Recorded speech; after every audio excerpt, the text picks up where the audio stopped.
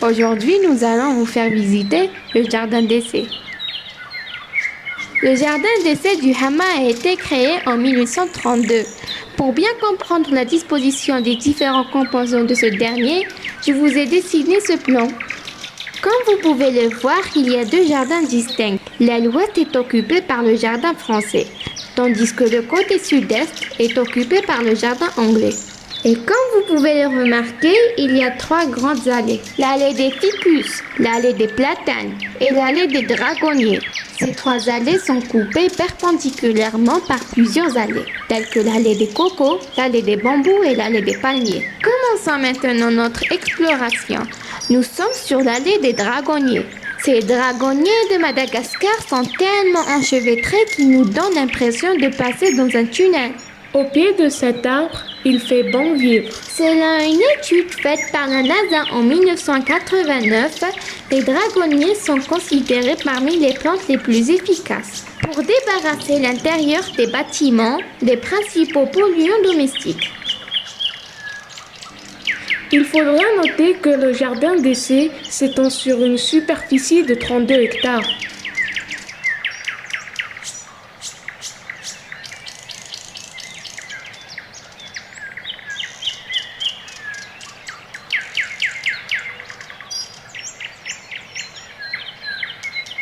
Avez-vous déjà vu un arbre cactus? Le voilà.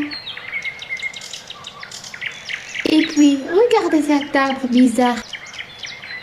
Il y a plein d'épines sur le tronc.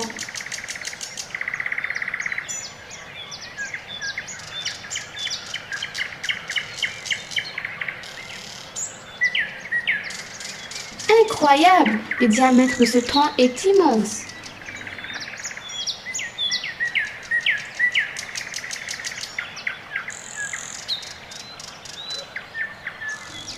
La feuille de cet arbre est tellement large. Regardez, on dirait un tissage de bronze sur le tronc de ce palmier.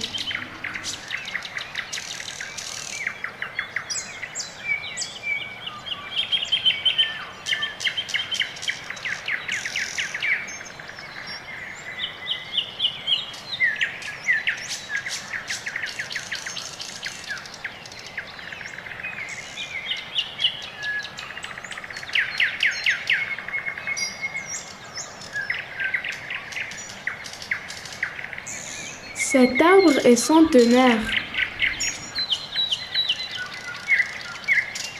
Salut!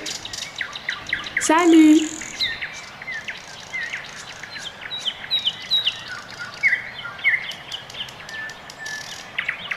Même morts, les arbres nous donnent beaucoup de quiétude.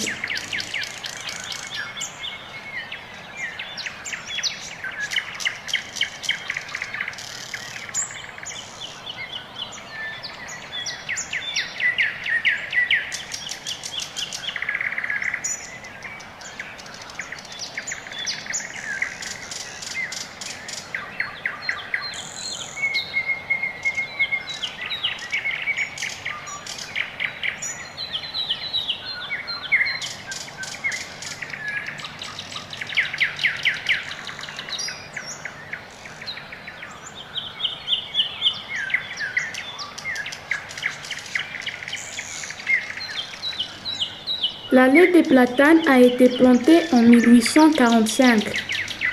On y retrouve dans le jardin d'essai trois catégories. Deux originales et une hybride.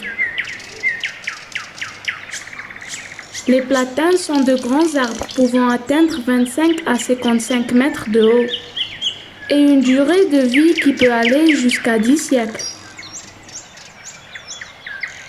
Le jardin d'essai est une véritable station centrale d'expérimentation et de vulgarisation horticole et arboricole, raison pour laquelle une zone expérimentale est réservée aux collections et aux aires de multiplication. Couvrant une superficie de 1684 mètres carrés, les serres d'exposition et les serres annexes abritent une variété riche de taxons d'origine multiple. Plusieurs familles de plantes y sont représentées, dont les cactacées, les broméliacées, les bignoniacées et les aracées. On y trouve également de la fougère, des épiphytes et des plantes alimentaires tropicales. Voici l'allée des ficus. L'allée des ficus a été plantée en 1864. Elle se compose d'environ 161 arbres.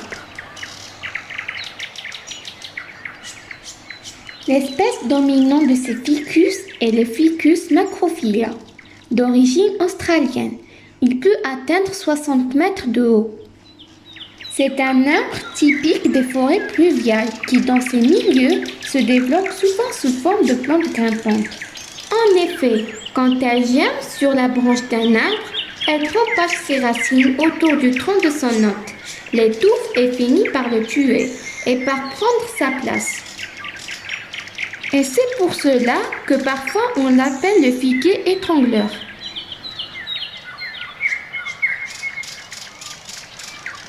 Regardez ces lianes qui pendent du ciel. La nature est surprenante, n'est-ce pas?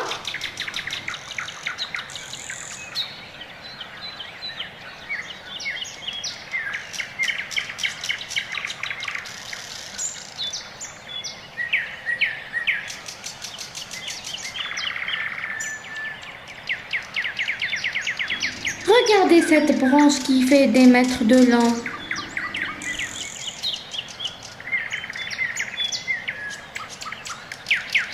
Juste à côté, un arbre très étrange dont la racine ressemble à une patte de pachyderme. Les racines de cet arbre sont très confortables.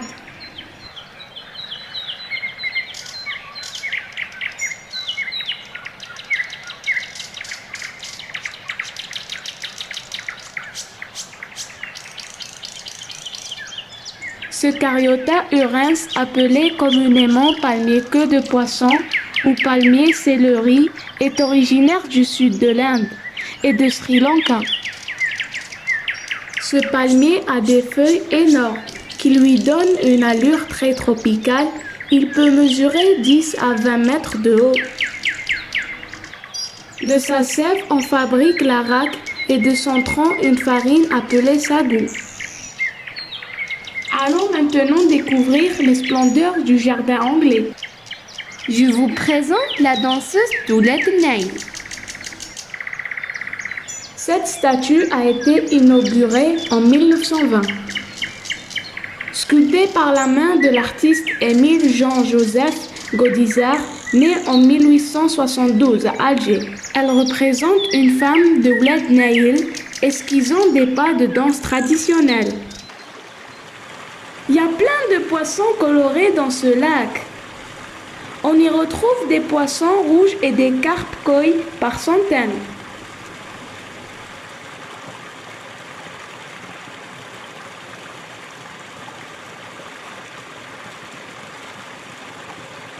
Corysia speciosa, communément appelée arbre-bouteille, originaire d'Amérique du Sud, trouve sa place dans le jardin anglais. Suivez-moi, on va voir l'arbre de Tarzan.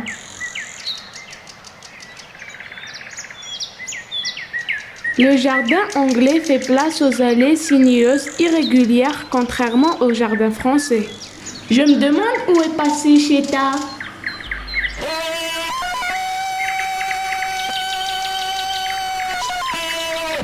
Cet arbre géant fut le décor de Tarzan, film tourné en 1932 avec Johnny Weissmuller. Une passerelle en bois sublime cet endroit féerique.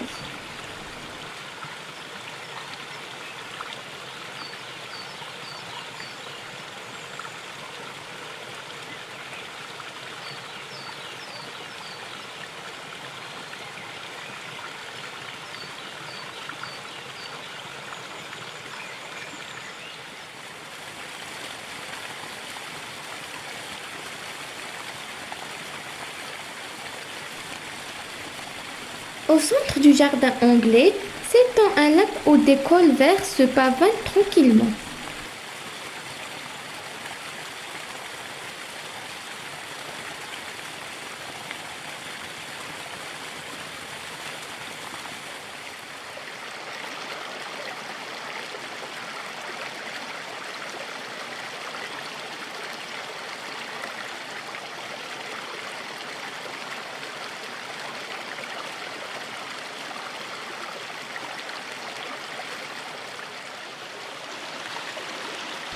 Sous nos yeux éblouis, il s'adonne à cœur joie à une course folle.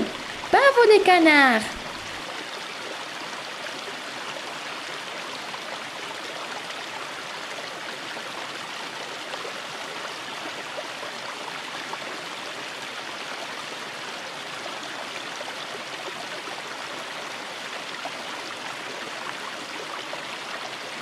Du côté le plus ombragé du lac, une baigneuse en pierre semble impassible à la farandole de ces oiseaux. La baigneuse de Goudissart nous invite à se désaltérer. Super!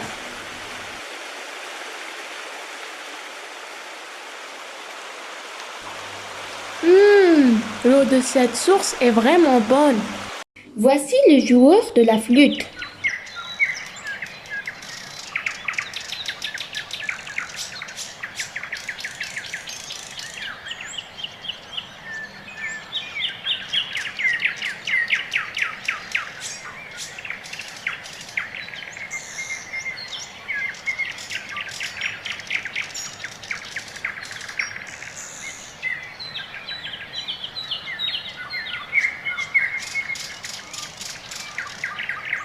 Les zones humides constituent une biodiversité exceptionnelle.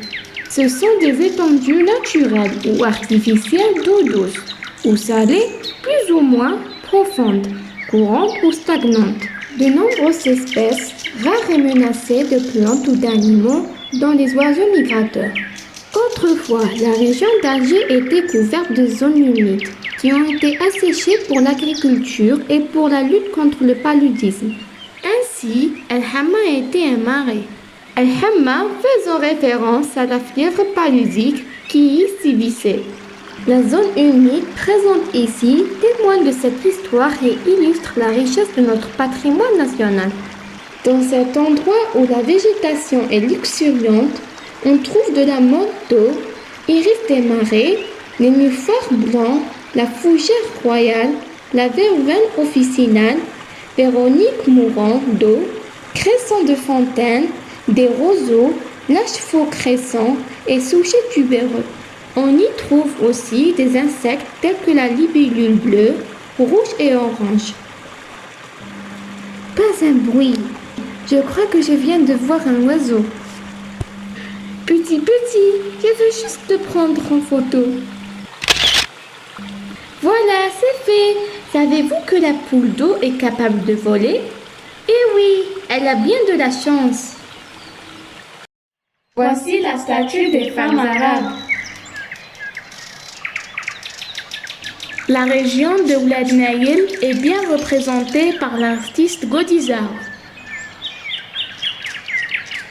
De la danse à la tenue traditionnelle, Mlehfa et ses bijoux.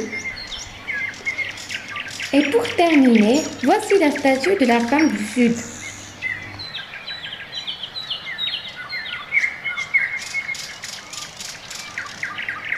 Si vous avez bien compté, il y a 5 statues d'Émile Gaudissart dans ce jardin. Maintenant, on va voir l'allée des bambous.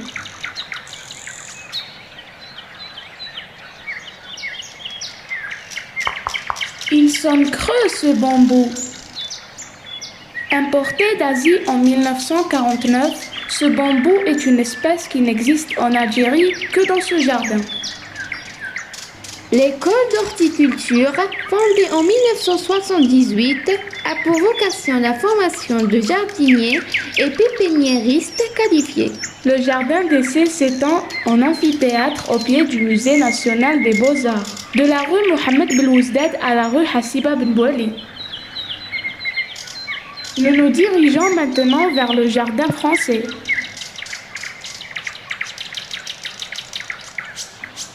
Le jardin français s'étend sur 7 hectares et 600 mètres de long, avec sa grande allée centrale bordée de palmiers washingtoniens, ouverte sur la perspective de la mer d'un côté et sur la colline en face, surplombée par le monument des Martyrs.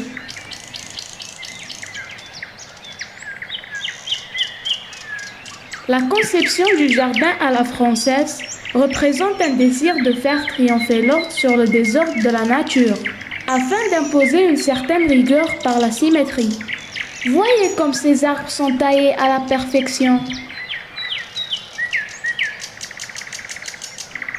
Admirez toutes ces couleurs et franchement, je vous invite à visiter ce lieu qui est considéré comme l'un des 10 plus beaux jardins au monde.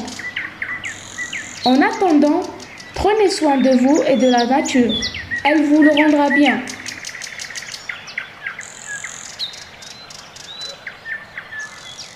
À bientôt!